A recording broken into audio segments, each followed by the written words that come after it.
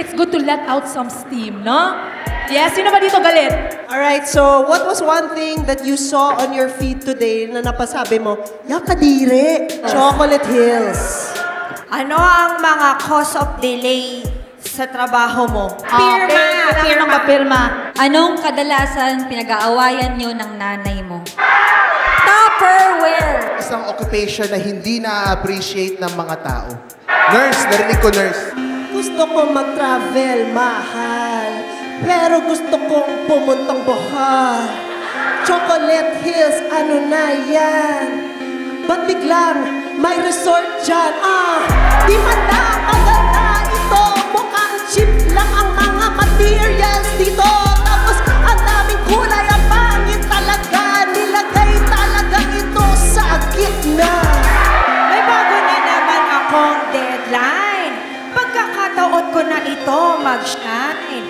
Baka kaya ko na ito i-beat. Pero meron pa daw akong kailangan i-meet. So bakit?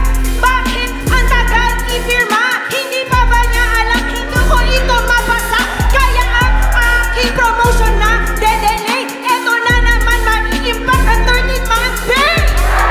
Masaya-saya mag-party. Bakit naman ganon, mami? Uuwi ako sa bahay. Ikaw ay nakahayahay. Sisigawan ako ni mami. Sisigawan ako ni mami. Lagi daw akong pumapalpak. Nasaan na daw ang lock and lock? You know who goes to the hospital first?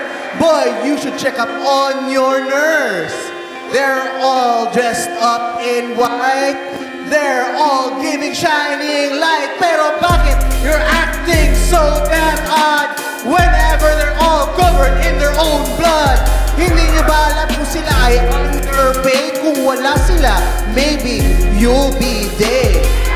Sino ang pupunta dito sa gitna ng valley ng Chocolate Hills? Paano to? Paano na? I'm sure na wala na ang mga tar-share. Kung ako na lang kaya pumirma dahil alam naman magaling ako sa kanya. Kaya pwede ba? Pwede i-force ko na lang ito para kahapon pa masasabit ko na ito. Okay na, mami, I'm sorry. I'm very, very sorry, mami. Hindi ako able itago ang lahat ng microwavable. Take your time to appreciate because these ladies and men hold your faith. Kahit na sila ang magpupunas ng iyong puwet, maybe this time you won't forget. Huwag na tayong magbakibot. Nangyari ang resort dahil sa kurakot.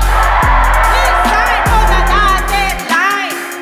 Please sign on the dotted line.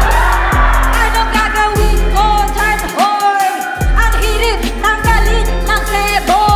Pay our nurses a living wage. Pay our nurses a living wage. Pay our nurses a living wage.